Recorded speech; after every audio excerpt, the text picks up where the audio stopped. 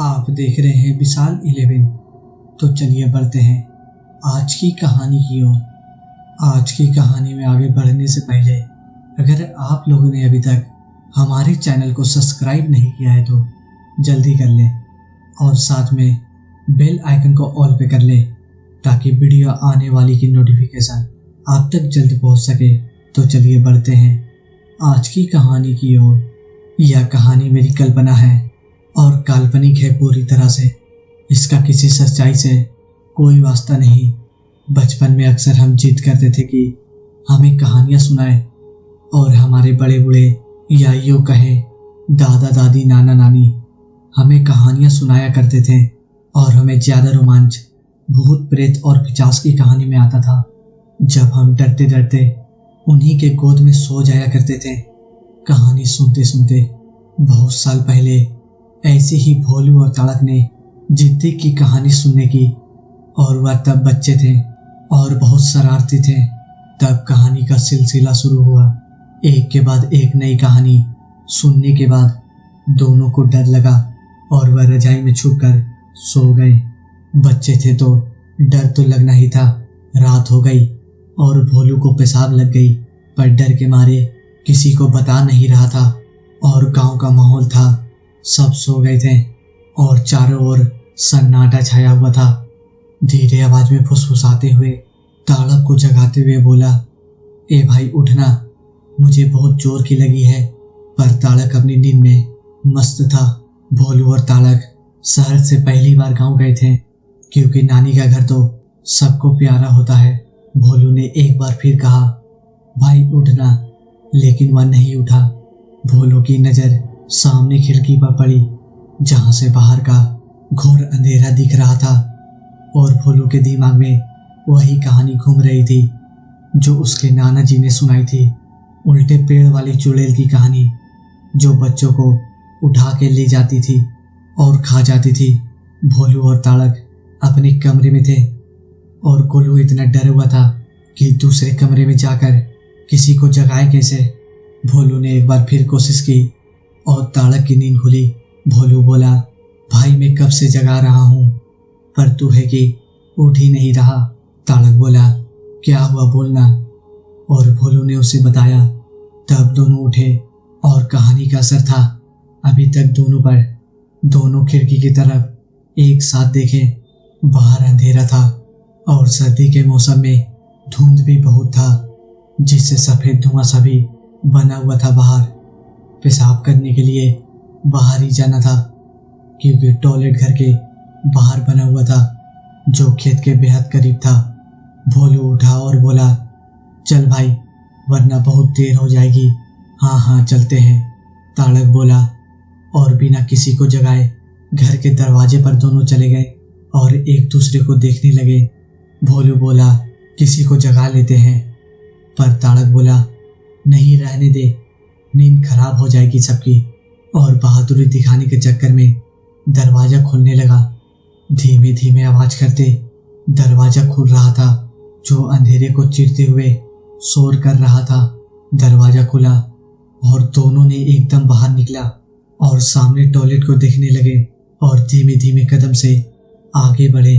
भोलू दौड़कर पेशाब करने घुस गया और ताड़क बाहर अकेले खड़ा चारों ओर देख रहा था और भयभीत हो रहा था। कुछ देर बाद ताड़क टॉयलेट का दरवाजा खटखटाते हुए धीरे से बोलता है, चल ना भोलू, जल्दी कर भाई।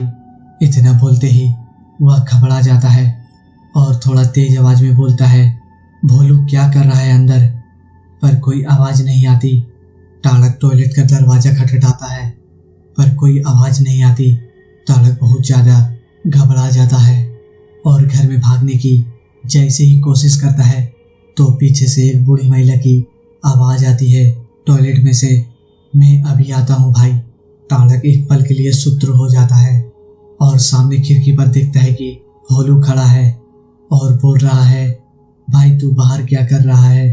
ताड़क और घबरा के सुत्र हो जाता है और भोलू को देखने लगता है।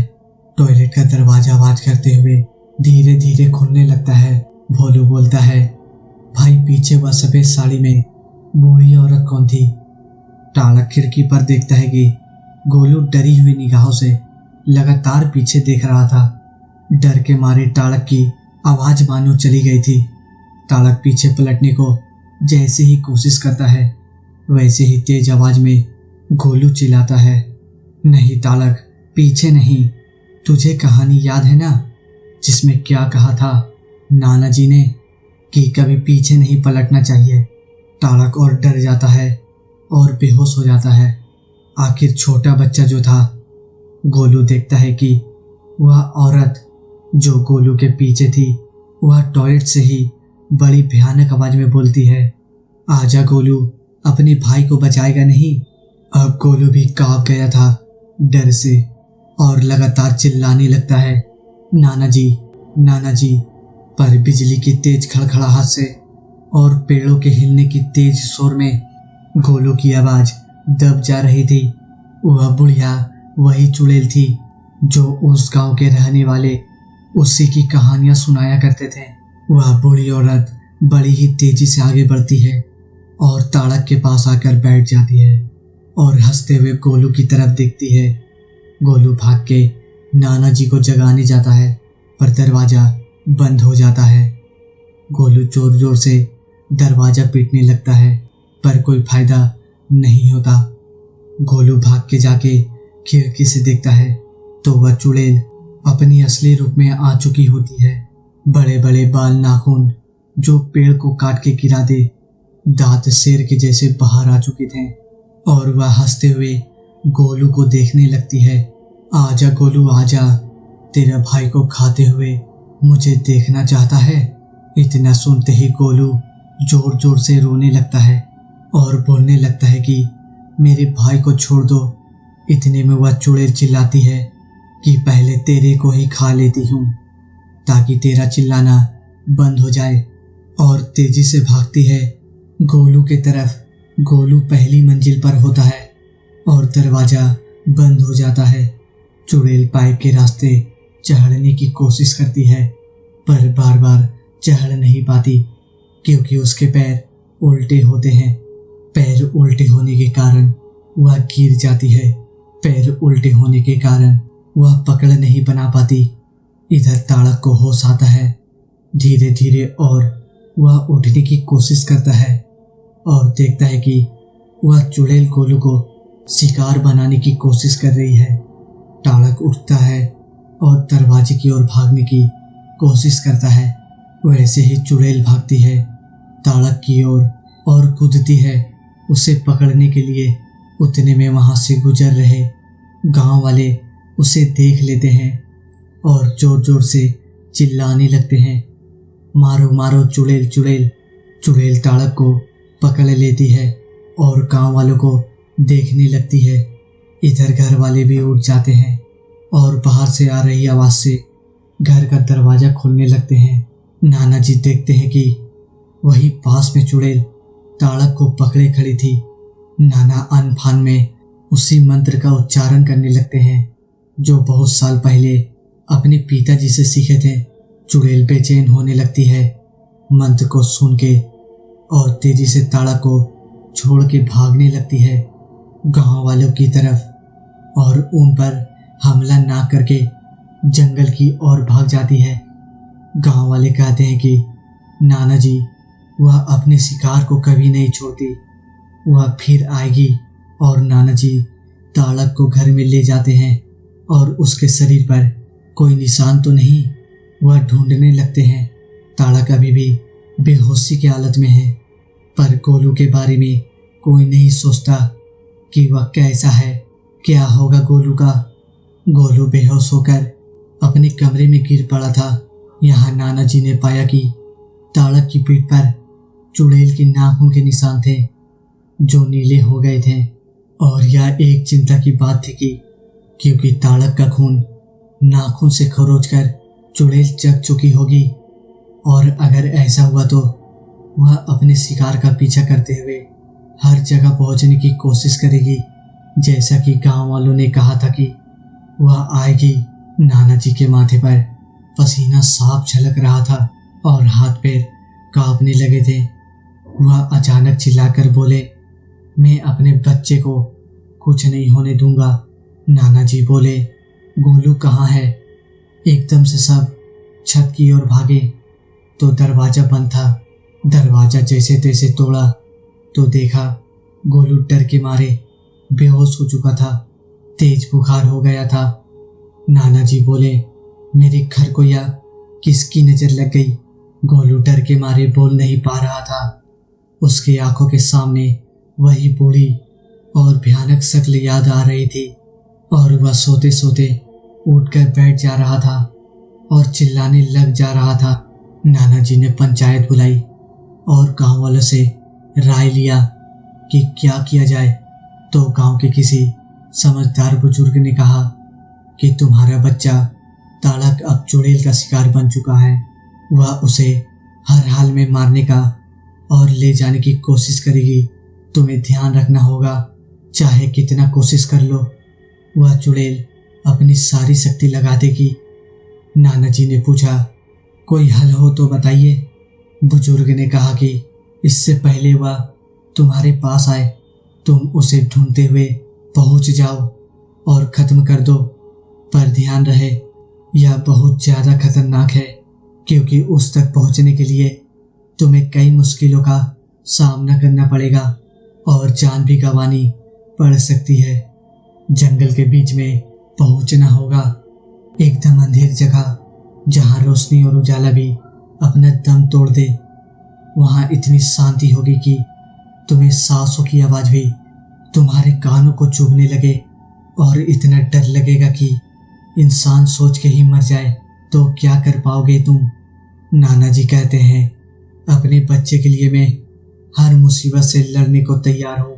बुजुर्ग ने कहा कि एक जाबाज लोगों की टोली बनाओ और उसके साथ जितनी जल्दी हो सके निकल पड़ो, क्योंकि अमावस की काली रात आने वाली है और उस दिन वह तुम्हारे बच्चे का सर धड़ से अलग करके खा जाएगी।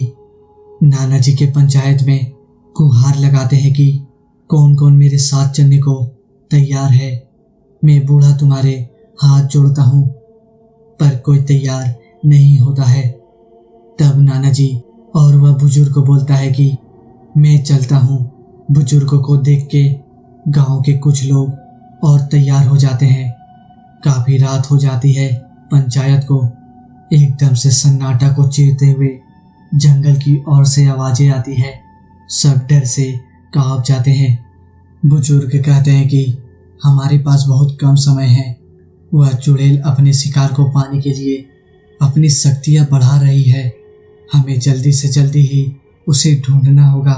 नाना जी मंदिर के पवित्र कुआं का पानी बोतल में भर लेते हैं, चाकू और माचिस भी ले लेते हैं और सब लोगों को कुछ न कुछ ले लेने को बोल देते हैं। सब लोग पूरी तैयारी कर लेते हैं और धीमे धीमे पैरों से नाना जी के पीछे चल देते हैं। किसी को नहीं पता कि जाना कहाँ है, बस इतना पता है कि जंगल के बीचों बीच पहुंचना है। सब लोग एक साथ गांव के अंधेरे में चल देते हैं और डर सहमे हुए एक दूसरे के बिल्कुल करीब चल रहे थे, मानो हवा भी उनके बीच से पार नहीं हो सकती। बुजुर्ग बोलते हैं कि हिम्मत रखो और भगवान पर भरोसा रखो, सब ठीक होगा। गांव की सड़क अब खत्म होती है और यहाँ से शुरू होता है बहुत भयानक जंगल। जंगल में नाना जी कदम रखते हैं तो पीछे से बुजुर्ग और बाकी के लोग भी आगे बढ़ते हैं। अंदर घुसते ही मानो हाथों में जल रहे मसाल भी अंधेरे के आगोश में समा जा रहे हो। सबकी आंखें जंगल के बड़े पौधे पर थी जो हिल रहे थे तेज हवा के कारण। मानो ऐसा लग रहा था कि कोई कहीं से आके मार देगा। तभी लकड़ी टूटने की आवाजें आती है और सबके होश उड़ जाते हैं। फिर वह लोग देखते हैं कि पेड़ से टहनी टूटकर गिरती है और उस पेड़ पर किसी का सर लटका हुआ है और फिर एक एक करके मसाल की रोशनी से सैकड़ों सर दिखते हैं जिन्हें वह चुड़ैल काट के लाई है और धड़ को खा गई है। दो गांव वाले वापस भाग जाते हैं। बुजुर्ग चिल्लाते हैं कि भागो मत, एक साथ रहोगे तो बचे रहोगे। बाकी के लोग आगे बढ़ते हैं और नाना जी आगे आगे पवित्र पानी के साथ बढ़ रहे थे। आगे जाके तालाब नजर आता है जिसमें और भी सर तैर रहे हैं और एक सर टकटकी लगा के गांव वालों को देख रहा था और कहता है कि इधर आओ। कटे हुए सर के पेड़ से जैसे ही थोड़े आगे जाते हैं तो वहां एक नदी मिलती है जिसमें और भी सर पड़े हुए थे। उनमें से एक सर टकटकी लगाए देख रहा था और एकदम से बोल पड़ा कि आओ मेरे पास आओ, घबराओ नहीं, ऐसे डर के दूर भागने की कोशिश ना करना वरना उस पेड़ के बाकी लटके हुए सर भी जिंदा हो जाएंगे। यह दृश्य देख के सबके हल्क सूख गए।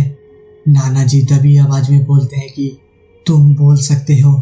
कटा सर बोलता है कि इस जंगल की हर एक चीज बोल सकती है, पेड़ पौधे जानवर, यह सब उस बुढ़िया चुड़ैल की माया का कमाल है। तुम लोग इतने भयानक जंगल में क्या कर रहे हो? नाना जी बोले कि तुम भी भूत प्रेत हो ना? कटा सर बोला बहुत दिन से कुछ खाया नहीं है, हाथ पैर होता तो पकड़ के खा चुका होता। तुम में से कोई मेरे पास आओ ताकि मैं तुम्हें खा सकूं। इतना सुन के सब डर गए और जल्दी जल्दी आगे बढ़ने लगे। कटा सर पानी में बगल में ही साथ साथ बहने लगा क्योंकि नदी के किनारे से ही जंगल का आधा रास्ता तय होगा। 2-3 बार कटा सर उछल के बुजुर्ग को दांत से पकड़ने की कोशिश भी की पर सफल ना हुआ। सब नदी से थोड़ी दूर हो गए। कटा सर बोला तुम लोग अब मेरे सब्र का इम्तिहान ले रहे हो। मैं अपनी पूरी ताकत के साथ शोर मचाकर सारे सर को उठा देता हूँ। इतने में ही इसकी बात सुनते सुनते एक गांव वाला पानी में गिर जाता है और कटा सर उसे अपने दांतों से पकड़ लेता है। सब उसका पैर पकड़ के खींचने लगते हैं। उतने में अपने बड़े दांत से उसका सर चबा लेता है। सब डर के पीछे हट जाते हैं और नाना जी की पवित्र पानी उस पर मार देता है जिससे वह सर वहीं चलने लगता है और छटपटाने लगता है। सब आगे की तरफ बढ़ते हैं और उस घायल गांव वाले को अपने साथ ले लेते हैं जिसके सर से लगातार खून रिस रहा था। बुजुर्ग कहते हैं कि हमारे पास कोई रास्ता नहीं है, हमें इसे वेद जी के पास ले जाना होगा, लेकिन वापस अकेले कौन ले जाएगा? और ऐसा कहते हुए गमछा उसके सर में बांध देते हैं। तभी उनकी नजर अंधेरे में एक पेड़ पर पड़ती है जिस पर एक छोटी बच्ची बैठी रो रही थी। नाना जी कहते हैं वह कौन है? बुजुर्ग कहते हैं छलावा है या उस चुड़ैल का, हमें भटकाना चाहती है। वह बच्ची चिल्ला चिल्ला के उन्हें बुलाती है, आओ ना नाना जी, मुझे डर लग रहा है, मुझे अपने साथ ले चलो। नाना जी को थोड़ी दया आ जाती है और वह उसके तरफ पलटते हैं। बुजुर्ग चिल्लाते हैं, खबरदार, अभी हमारे साथी का अंजाम देखा तुमने? चलो चुपचाप सीधा चलो। वह बच्ची बुजुर्ग को घूरने लगती है और उसकी आवाज एकदम से ही बदल जाती है। कहती है कि सबसे पहले तेरा ही मांस खाऊंगी बूढ़े। उतने में बीच जंगल में किसी की जोर जोर से हंसने की आवाज आती है।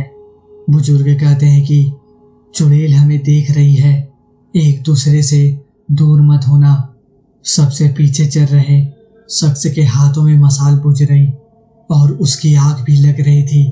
कोई उस पर ध्यान नहीं दे रहे थे। वह सोने की हालत में था और उसके पीछे कई विचित्र परछाई उसके मसाल के बुझने का इंतजार में थे। मसाल धीरे धीरे बुझती जा रही थी और वह शख्स नींद के आगोश में धीरे धीरे को कह रहा था। उतने में बुजुर्ग चिल्ला के बोले, सोना नहीं, तेरे पीछे परछाई है, मसाल बुझते ही तुझे कहीं दूर लेकर चली जाएगी। उस शख्स ने संभाला खुद को और सब एक दूसरे का हाथ पकड़कर चलने लगे। वह बीच जंगल में पहुंच चुके थे और उसकी नजर पड़ी सामने एक पुराने से टूटे महल में। और वहां से साफ देखा जा रहा था कि चुड़ैल हाथ से इशारा करके इन्हें बुला रही है। पर नाना जी के हाथ में पवित्र पानी देख के डर भी रही थी। नाना जी गरज के बोले, आजा, आके खा ले मुझे। चुड़ैल पानी फेंकने को कहती है, पर नाना और गांव वाले उसकी ओर भागते हैं पानी और मसाल के साथ। तभी वह मसाल वाला ठोकर खा के लुढ़क जाता है और मसाल बुझ जाती है। अब चारों ओर घंघोर अंधेरा और एकदम शांति। सभी गांव वाले एक दूसरे का हाथ पकड़ के पानी पकड़ लेते हैं। तभी चुड़ैल के फुसफुसाने की आवाजें आने लगती है। वह धीमी आवाज में गुनगुनाने लगती है, मानो मौत बन के टूटने को तैयार हो। तभी एकदम से आंधी चलने लगती है और सभी एक दूसरे से दूर होने लगते हैं। पेड़ उखड़ने लगते हैं और एक गांव वाला दूर होके चल जाता है और तभी कोई उसका हाथ पकड़ लेता है। वह गांव वाला बोलता है, धन्यवाद भाई, पर देख नहीं पाता कि कौन है। तभी चुड़ैल बोलती है, हमेशा गांव वाले की मदद के लिए फिर तैयार हूँ, और उसे लेके उड़ने लगती है और उसके टुकड़े करके गांव वालों को मारने लगती है। तभी नाना जी पवित्र पानी फेंकना चालू कर देते हैं और पानी का हल्का बूंद पड़ते ही वह चुड़ैल छटपटाने लगती है और आंधी रुक जाती है। नाना जी उसी दिशा में और पानी फेंकने लगते हैं और चुड़ैल के शरीर में आग लग जाती है और वह जलने लगती है। उस आग से मसाल जला लेते हैं गांव वाले और देखते हैं कि थोड़ी दूर पर उस चुड़ैल के 3 और रूप खड़े हैं और तीनों 3 दिशा में खड़े हैं। नाना जी बोले कि ऐसे नहीं खत्म होगी ये, इसकी जान सुना महल में रखी गुड़िया में है, उसे जलाना होगा। तेजी में सभी गांव वाले दौड़ते हैं महल की ओर और चुड़ैल बहुत जोर से दहाड़ती है, जिसे पूरे जंगल में शोर मच जाता है और उस पेड़ के ऊपर लटके सभी सिर जिंदा हो जाते हैं और धीरे धीरे लुढ़कने लगते हैं महल की ओर। नाना जी महल में घुसते ही देखते हैं कि एक कोने में गुड़िया पड़ी है और उस गुड़िया के ऊपर जल फेंक देते हैं, जिससे गुड़िया में आग लग जाती है और साथ ही में चुड़ैल के भी शरीर में आग लग जाती है और सर जो लुढ़कते हैं उनमें भी आग लग जाती है और महल भी जलने लगता है। सभी बाहर निकलते हैं और तेजी से अपने गांव की ओर दौड़ते हैं एक खुशी लिए मन में, और सवेरे उस जंगल से बाहर निकलते हैं और सीधा गांव जाते हैं। गांव में जश्न का माहौल होता है और गोलू और मोलू के ऊपर से खतरा हमेशा के लिए टल जाता है।